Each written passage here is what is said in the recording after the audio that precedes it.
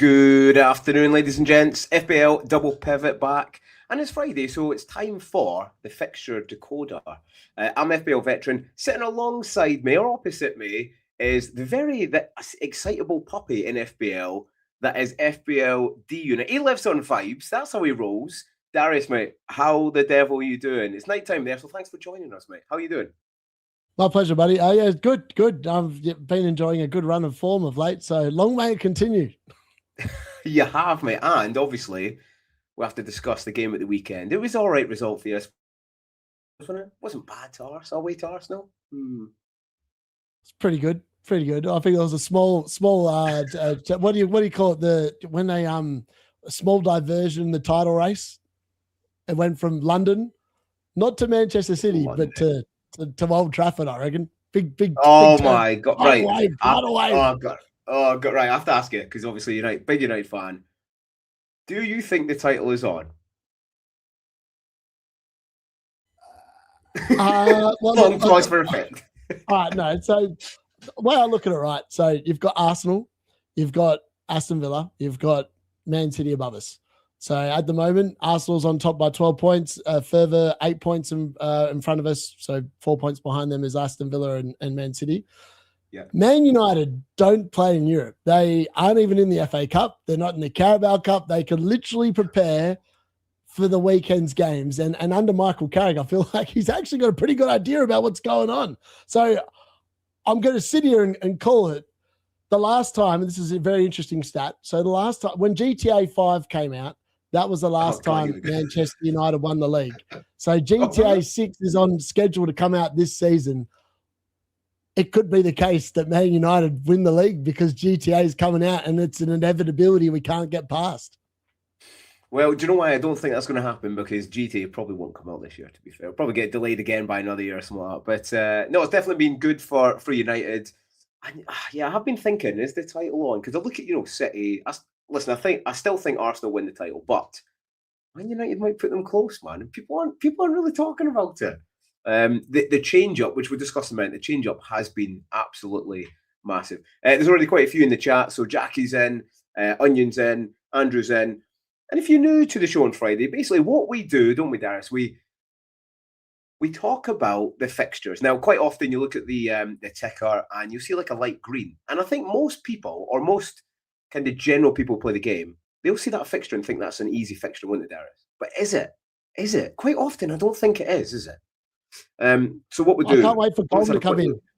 Colm knows that I've turned Man United to a red fixture just for Fulham this weekend. So I can't wait for him to join the chat.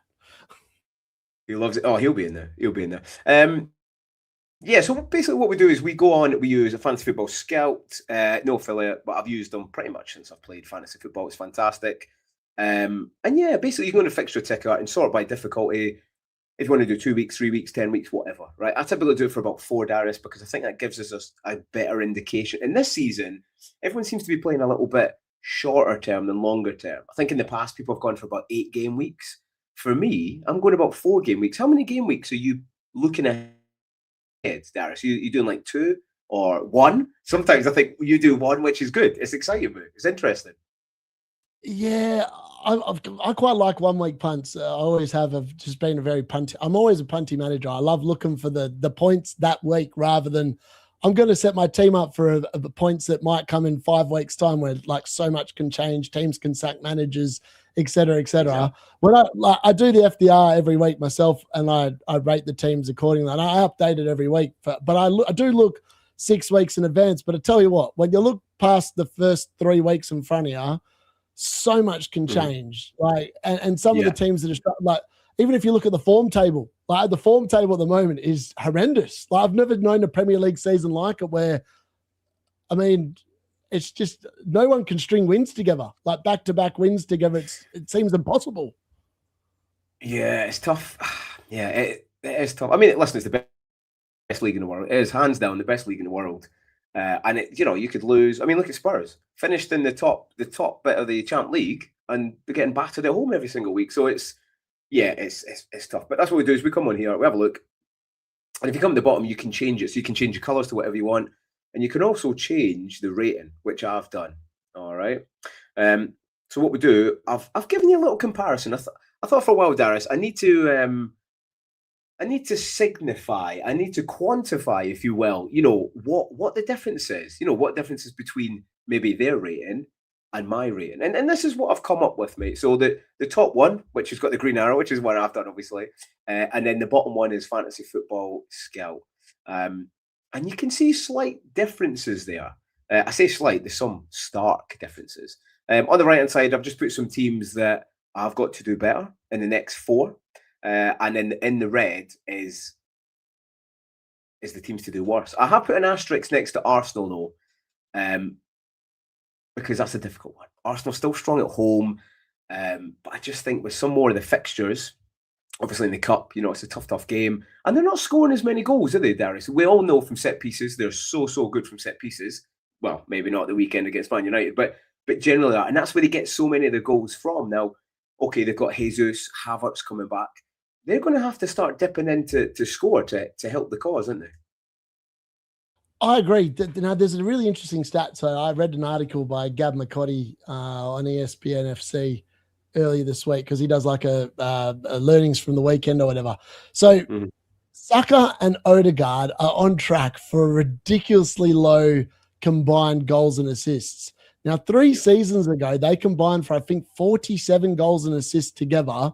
They're on track to get about 20 odd. They've literally halved their output in the last 3 years. Now, I don't know if that's to do with injuries. It's probably a lot to do with injuries, but also the fact that the way that Arsenal have played, particularly this year, seems to have changed. Like, there's a reason why Gyökeres has been crap, why Saka's not getting returns, why Declan Rice is by far and away the best midfielder for Arsenal. It's because of the fact that they've sacrificed what feels like some attacking nerve output to make sure that they just don't concede.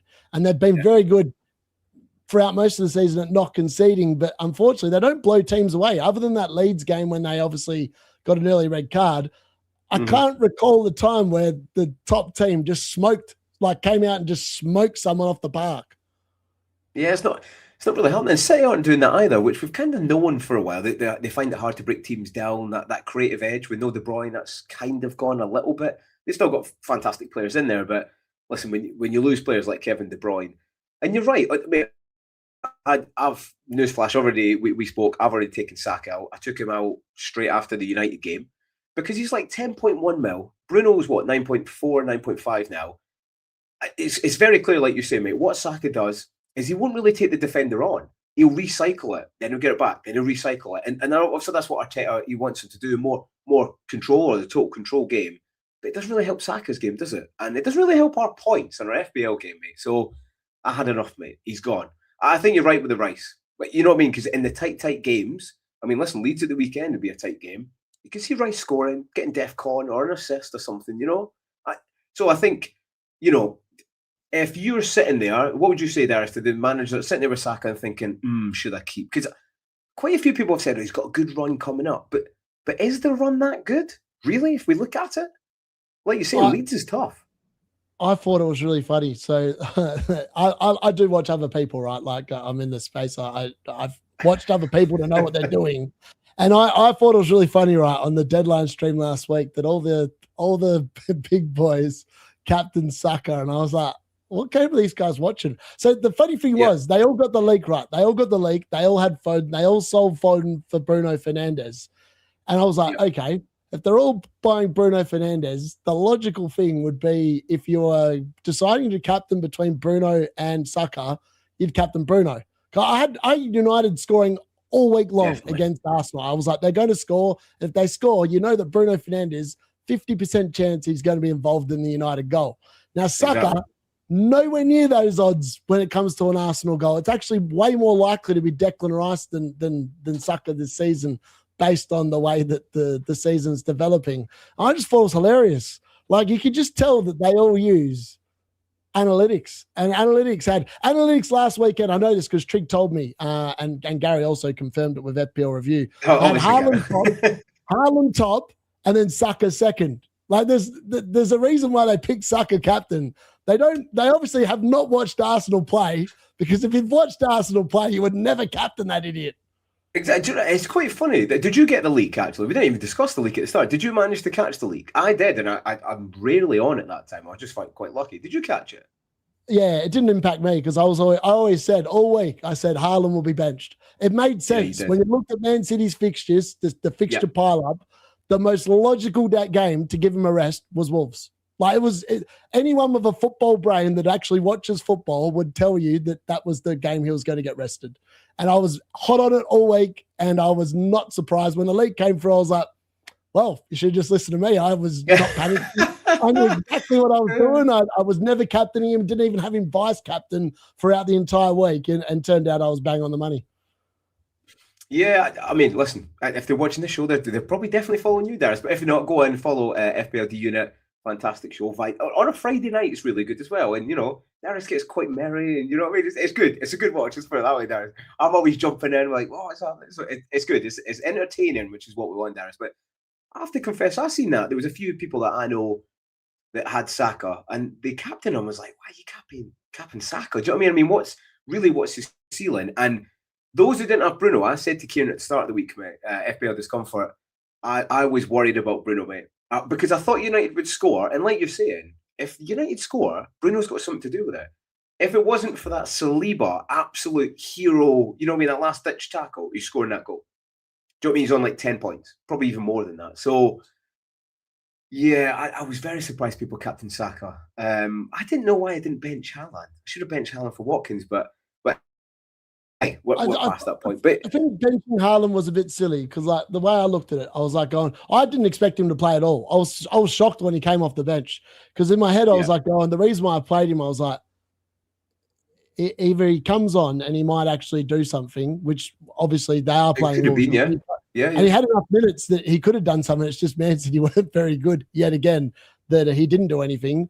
But I was like, if you bench him and all of a sudden, because that 100+% of people had him captain. So like benching him, it could have paid off massively, obviously. I was debating about playing O'Reilly over Haaland, but I didn't believe in the Man City clean sheet, even against Wolves. And he kept one, so missed out on 5 points, whatever. But at the same time, I was like, it's a bit stupid benching him because he's more than capable of scoring a brace or a hat-trick in 30 minutes. So yeah, that's why we kept him on. I wasn't willing to take. I was thinking that though, like 15 minutes. Like, okay, you want to keep him a bit fresh for the Champ League, but I don't know. You could have probably done with a full rest. I mean, when you're playing Haaland against Exeter, you know what I mean? Like, Pep, he's kind of getting himself into a little bit of a muddle there. That was bizarre. Yeah, I didn't understand. They played a full strength side. 46 minutes against the League One team. I don't understand that one. Played like Semenyo. Well, Semenyo came off the bench today, but he done decent. But yeah, I think even when, you go in there and you think, what transfer are going to make this weekend? It's important to think that a green fixture isn't easy. A red fixture isn't that easy. And actually, it might be like a white fixture, like a difficult one to call. Do you want to stay away? Listen, I've got Watkins, but this weekend, obviously, he's injured now. And I think people are fairly lucky because they didn't think he doesn't really do much. He generally doesn't do much. The other teams that I think could do well, I mean, if we look at the run on the top half compared to the bottom half that I've got, listen, Man United are up. They're strong on both. I think people are underrating. We spoke before how good Man United are just now. And I'm not getting carried away. I'm not a United fan, by the way. Just a newsflash. But they beat Arsenal away. Like, everyone was talking, before their away form's been really poor. Now they've got 2 home games in a row, don't they?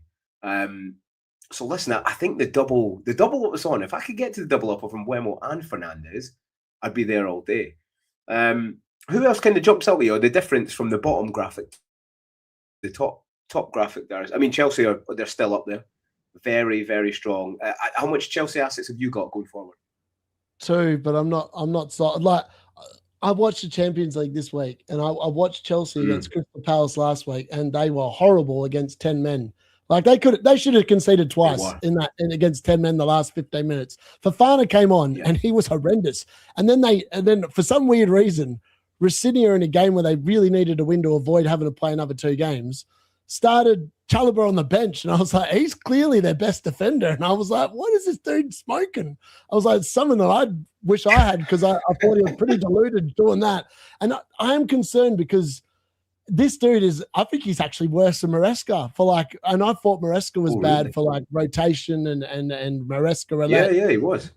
Rosinha is, I mean, He's at least unpredictable, isn't Maresca he? always played caliber and because he kind of knew he needed to play at least one decent defender. Rosinha just seems to think he can pick and choose as is. And I can tell you what, if he does that against West Ham, Leeds in particular, those two teams, I reckon Chelsea don't even win the games. I reckon they'll come unstuck because those teams have got enough about them to punish them if they do that rubbish. Yeah, the jury's still. I mean, listen, I've got Watkins, so I need to take him out, and it was frustrating because before João Pedro scored this weekend and he scored in the Champions League, I was like, is he back on the menu?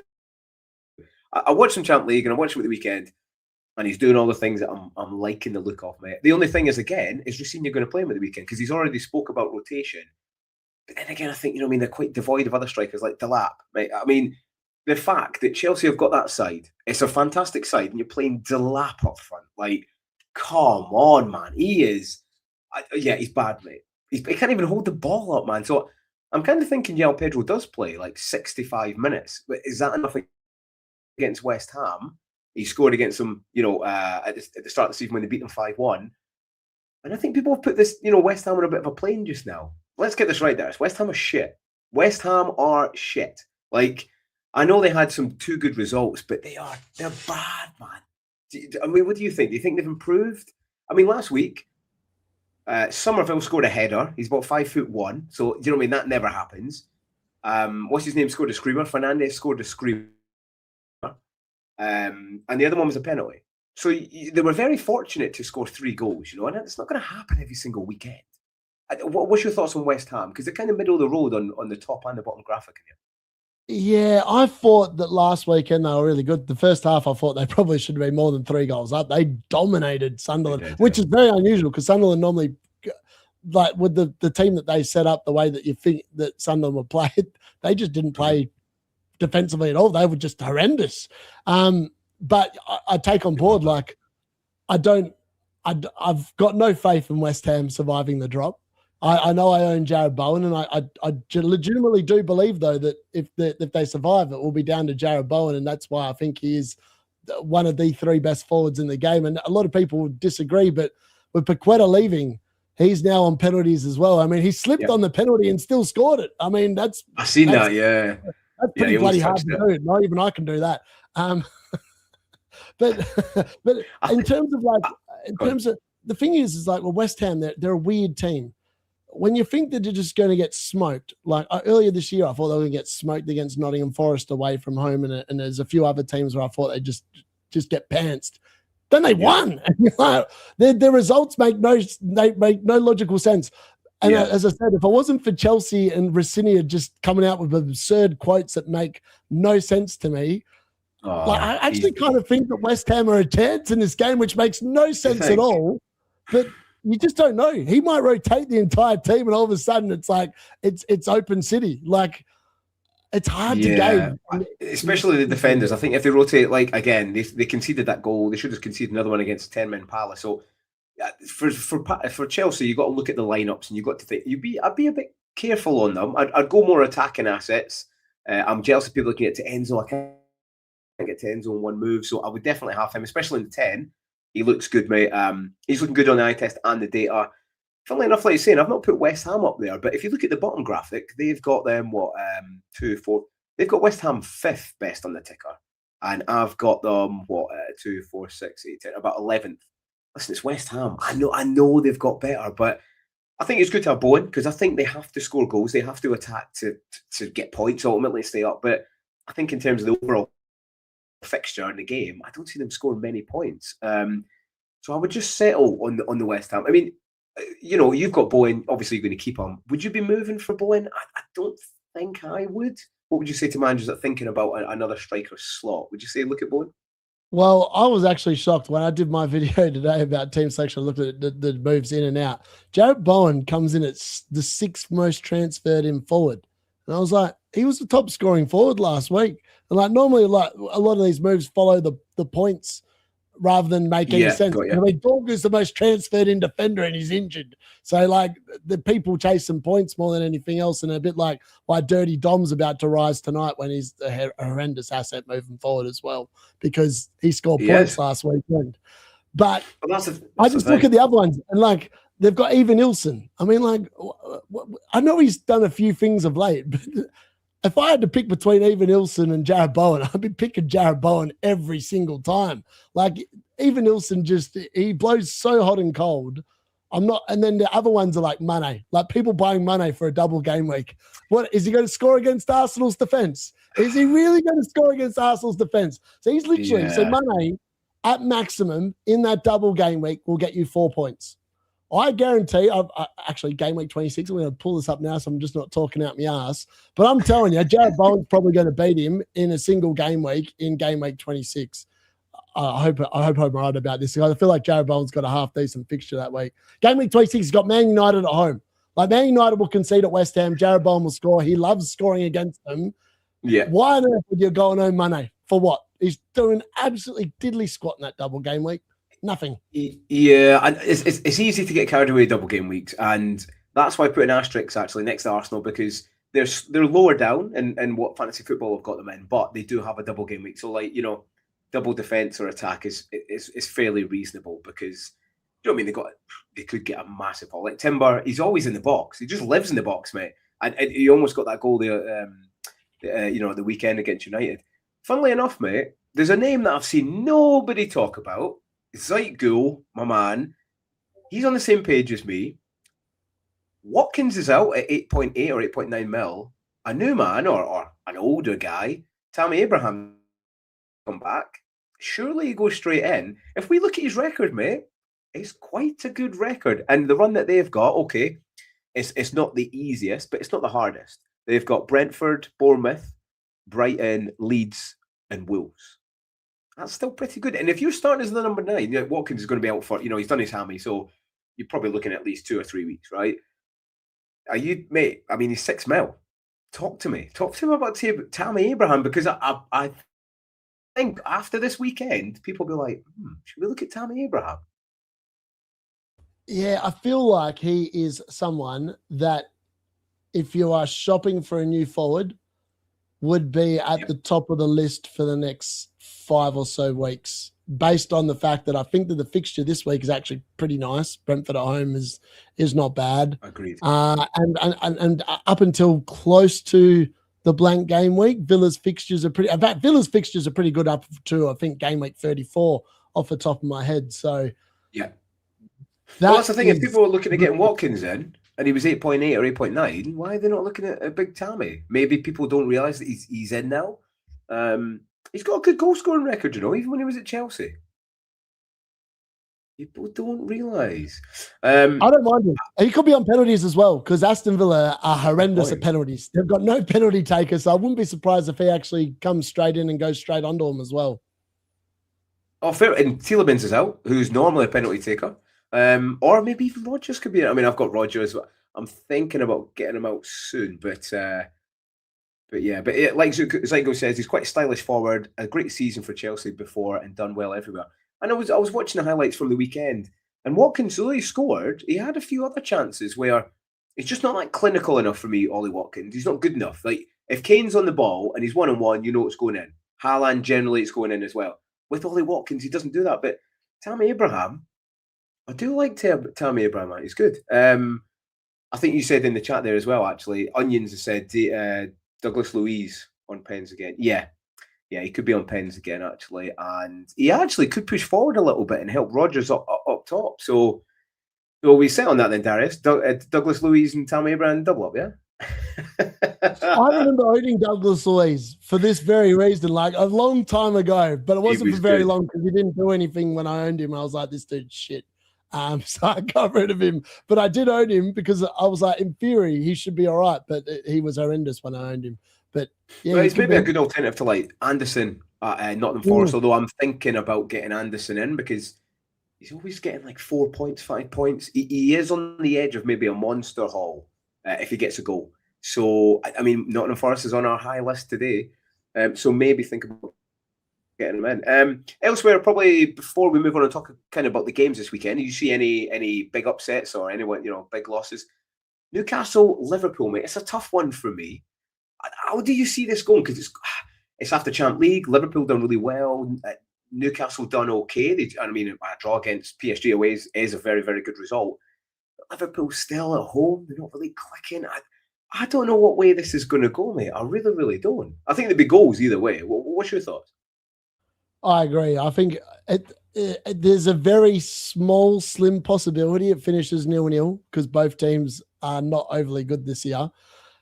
But if you look at a couple of things that I've been hot on Nightmare about this, because Nightmare's obviously the Newcastle resident out there that loves the Newcastle player. And I basically said to him, I was like going, Newcastle are just, you can't trust them. Like after the Champions League, they might as well be a Leicester City. They're rubbish. And then especially when you couple that away from home, they're even worse. They might as well be Southampton levels, like away from home, post-Champions League. It's got goals written all over it for Liverpool. But then on the counter argument, you've got Liverpool. And Liverpool, I hate to say it to you, Zygel, because I know you're a Liverpool fan, they've been just as shit. And so they're running out of defenders.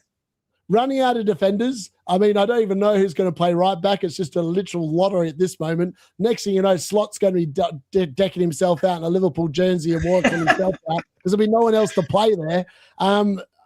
No Bruno G. No Bruno G is massive, man. Yeah, I feel like if he didn't play against PSG, I don't reckon he's right for the weekend. I'd be shocked if he played on the weekend, based on the fact that he didn't get any minutes in the Champions League. I know he was on the bench, but you're not saving him for the Liverpool game. You're not winning the league, so you would have played him there. Other than that, they'd probably rest him, play him in the Carabao Cup. That would be my guess. So Bruno G, Newcastle's Bruno G, they're probably cooked, and Liverpool probably will get the win. But I reckon there's goals. There'll be goals galore in this game, I reckon. Yeah, that could be a little desi, mate. That could be a little desi. And talking about fixtures, we're coming on the fixtures, mate. So this is what we do. We add value because we look at potential, upsets or outcomes that you think wouldn't happen. And we've got to taper our players off for that, Darius, It's not as simple as a green fixture. Let's get that individual in. What do you think? Looking down this list, by the way, it's a fantastic setup for Saturday and Sunday. It's going to be fantastic. Even the game on Monday isn't bad, actually. What jumps out at you is the biggest upset, do you think? I know what I'm thinking, but what's your biggest upset that you see that people might not see around the corner? West Ham beating Chelsea. Oh, really? Oh, you're straight in. Darius has got straight in. If there was an upset this week, that's the one. Because I could just see Rossinia doing some stupid, silly nonsense and then West Ham being in front at halftime and Chelsea can't pull it back. That I can legit see that. Like the dude has less clues than Maresca from what I can tell. I would hate to be a Chelsea fan. Like Chelsea fans, I reckon, must know what their best 11 is. And it must be so bloody frustrating seeing a manager just pick a dick wank team and put them out there and hoping for the best. Like, it's so frustrating. I got annoyed watching Amron play bloody Dallo in any bloody position that was available on the pitch. Like, it's so infuriating. Now, Michael Carrick's just doing intelligent decisions. He's looking at what every fan knows, pick the players where they actually should be playing, and you'll do much better. Exactly, mate. I think that's your biggest one. I think there's two for me. I don't really know how to separate them. And I don't know I think probably the biggest shock or shockish is I think Forest will beat Palace. And a lot of people think, Palace not that bad. They've not won in 11 now. They're getting red cards. They're conceding goals left, right and centre. They're running out of players. Okay, Munoz is back. Brilliant. He runs up and down the pitch, for 90 minutes. And that's really good. But the manager's about to leave. I don't think Mateta plays at the weekend. Even when he does, mate. Mateta, did you see with the weekend? He's like he's a Watkins Mark II, mate. 1-on-1 with the keeper. Never think he's going to score it, and he doesn't. He misses. Watkins and Mateta, they just, I'm not a big fan. I would look elsewhere. But, the Forest, I think Forest will beat Palace. I think City... What's your thoughts on the City game, mate? Because Tottenham are a bogey team for City, aren't they? They always seem to beat them, even when they're on their knees. But have they been this low before? Do you know what I mean? Especially at home. Frank reminds me a lot of Eric Ten Hag towards his end of his reign at Man United. Oh, really? Somehow, when they need it the most, they pull they pull a result out of their ass, and you're like, where did that come from? And it just delays the inevitable for another 3 to 4 weeks. Now, Spurs obviously got through in the Champions League because they had a pretty easy group stage draw. Let's be fair. I mean, they lost one game because of the fact they got drawn against bloody Farmers. And if you can't beat the Farmers, you might as well hang up your boots and just resign. But that's essentially why Spurs progressed. In regards to City, they do have a very good record, and I reckon that is going to play on Man City and Pep Guardiola this weekend. I can envisage a world where Spurs get spanked. I can also envisage a world where Spurs win. Like it's a very 50-50 fixture. Based on historical data, you'd say Spurs are a pretty good chance of getting something out of this game, but logic tells you that that's just deluded thinking. But sometimes football doesn't go the way you'd think. No, do you know what? I think it'll be another great game. I'm thinking like a 3-2 Man City, something like that. I think it'll be a really good game. But I mean, is that a shock? Maybe City winning? Not so much. I think Forest, listen, they won 5-0 during the week as well. It's starting to click a little bit. The defense is playing a little bit better. Yeah, so for me, the biggest one is probably Forest, then City. What was Sunderland Burnley, mate? Do you give any chance to Burnley at all? I mean, I don't. I think Sunderland they're still unbeaten at home, actually. But Xhaka out is interesting, mate, because they looked a little bit lost the other day against West Ham. They were a bit all over the shop. Surely he can't be. Like, I know he's missing with an ankle injury, but I wouldn't have thought it'd be that bad to keep him out 2 game weeks running. Maybe it is. Maybe I'm just an idiot and I don't know. But I feel like that game could easily finish 0-0. I wouldn't be surprised. Like both teams. I mean, Burnley aren't horrendous. They do concede chances, but then Sunderland are not the best at scoring. I actually think Brobby's a really good shout this week. I featured him in the 1 week punts in the forward section this week because I think that of all the fixtures, this is the one where I go. The forward could be a bit of a banker. Like Burnley do concede chances, and this you would think would be a nice week for Brobby. Yeah, I think I mean, Burnley. Okay, they've been getting draws, but they've been getting pep. I mean, the fact that they didn't get beat by Spurs last week, Dubravka, mate, Dubravka turned into like prime Dida, mate. He was saving everything. It was ridiculous. So really, Spurs should have beat them. But yeah, I think that's the ones to look for the weekend. I think look for the Chelsea lineup because depending on the lineup, if they're playing like Fofana and Hato, then yeah, there could be a little bit of trouble in the evening kickoff. City, I think City are going to overcome them fairly easy. Probably go like 3-2, 3-1, something like that. Forest, I think they'll get a win. And Man United, let's quickly chat Man United, mate. What do you think the score is going to be? Comms in the chat, so be nice. How many? 4, 5, 6? I said this on a podcast. So I've been saying it all week. I might be a little bit carried away. Like Man United, we've won 2 games on the bounce. We've beaten the top 2 teams in the league. Yeah. All of a sudden, the Premier League title's within sight, and we are getting a little bit carried away. But having said that, though, if Man United come out and absolutely spank Fulham this weekend, I have no doubts we will insert ourselves into the title race because I dare say Arsenal will continue dropping points. I have no faith in Man City, the current state that they're in. And Aston Villa, I mean, in all fairness to Aston Villa fans out there, they are Aston Villa. You wouldn't think that they are realistically a chance of winning it, particularly with European commitments and everything else in between. Yeah. And then you've just got to come back to the thinking that Man United are playing 1 game a week. They have arguably the most functioning attack in the league at the moment.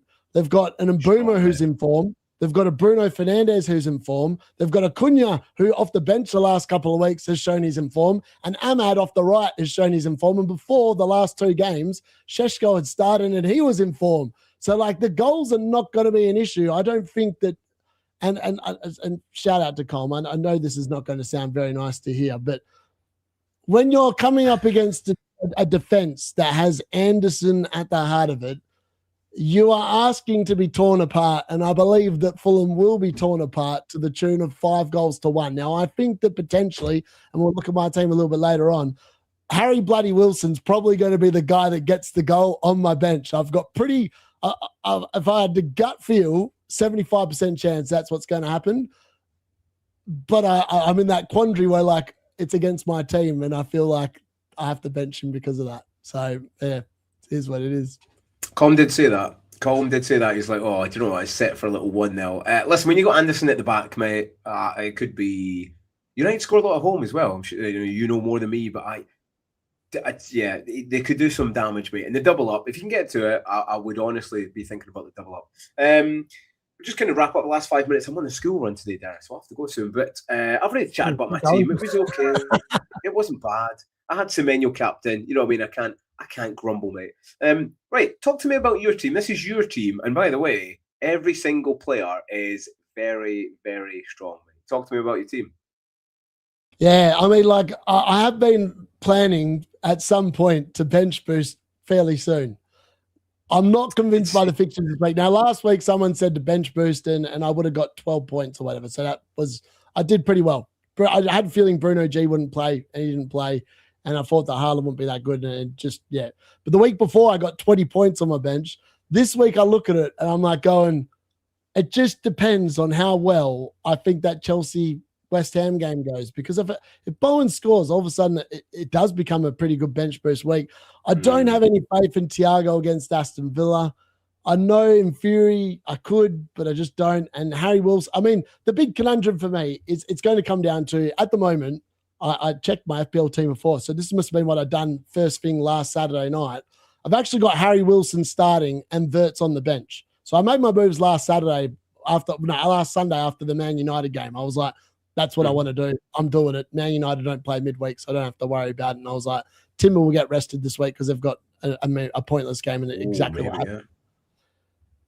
So maybe I go back to playing Wilson over Wirtz, because I feel like that's a very 50-50 call. If I didn't have to play a striker in my team, I wouldn't play Haaland this week. I'd play Wilson, Wirtz, Rice, Bruno, and Umo, and I'd just bench all the forwards. Like this week, I just think it's not a good week for forwards. I mean, I could be wrong, and maybe there's lots of points there, but yeah, I mean, the squad is strong. I'm set up well for a bench boost soon, and hopefully it gets me more than 4 points. Mate, I like it. And we were talking about the captaincy before. I still think Haaland does do well this weekend, mate. Romero and Danso or Van de Ven, mate, they're just a bit all over the shop. And he scored midweek, Haaland, so he's back scoring ways. It could be big. But this is the thing. For the rest of the season, the majority, I'm probably going to try and go midfielder. Do you know what I mean? Because they get more points. You get slightly more points for, in the bonus, in the BPS. You get that extra clean sheet. And someone like Bruno, mate, at Fulham, at home to Fulham, sorry, I can't look past them, I don't think. And I think I'm going to go with it. We keep being worried about Haaland. I was thinking this other day. You've got to take risks. We've got to take risks to get higher in that rank. We can't just always captain Haaland. And all right, if Haaland does go off, you've still got him. Do you know what I mean? So the risk is lessened. And he just can't keep scoring 2 goals every game. I mean, actually, he could easily get 2 goals this weekend against Spurs, but I still think Bruno outscores, mate. But yeah, mate, your team's strong, mate. Very strong. And like you're saying, if it wasn't a ways, you'd maybe bench boost, but even then, Thiago could get a few past Villa. They've been lucky with the clean sheets, but I don't want to tempt you. You know what's going to happen? They're all probably going to score on your bench, mate. Do you know what I mean? You'd be like, no, I don't have bench boost, man. But I'm fine with that. I'd rather have points on my bench than just be having idiots there that I could never rely on. Because there will be weeks, and it will come, where I'll rely on my bench to step in for blokes that just get rested. Randomly resting that you're not expecting. So I'm actually even kind of expecting that this week. Julian Timber currently is yellow fagged. I think he'll probably play, but I'm prepared. If there is a benching, the bench is strong. I've got no worries about who's coming off in case there is a benching. That's it. This is my team. I mean, the captaincy has already moved to Fernandes. Watkins, he's on the bench currently. I'm playing King. I do need to take a -4 unless I play Collins, but I don't want to play Collins because I don't think he'll get many points. But it's a tough one. I could bring Anderson in midfield, or I could bring in Pedro if I think he's going to start. I'm not sure. I'm in between, mate. And really, I wait until the lineups to see. That's what I do. I wait till the lineups. I don't really look at much value this year. We don't really need the value. He says I would love to do King to Enzo, but I can't get him priced out. So you still need to keep a little eye on that value, mate. But yeah, listen, I better go because I'm on the school run. But thanks very much for everyone joining. Keep away on the fixtures of the weekend. And if you see maybe a West Ham, you know, a goal against Chelsea, just think, oh, you know, Darius and Shane, they were talking. If you see a Forest, yeah, Jared Bowen, yeah, just remember you've seen it on here. Darius, listen, thanks very much for joining today, mate. We'll have to do more pods. If you're not following Darius, go and follow him, FPL D Unit. Watch the podcast. Are you streaming on Saturday with Gary and the lads? Yeah, after the watch alongs on Saturday, we'll be on with the lock in to tear the piss out of Trig as usual. See if I can get him not to show up again. Yeah, so do that, and then hopefully I'm back over Gary. It's only 1 point, so hopefully by Saturday night I'll be back over it. I'll be watching the show. Make sure you do as well. But for the now, well done. I was going to say, good luck at the weekend. Hopefully get some green arrows, and we'll see you next week for the next pod. Cheers, Darius. Thanks all.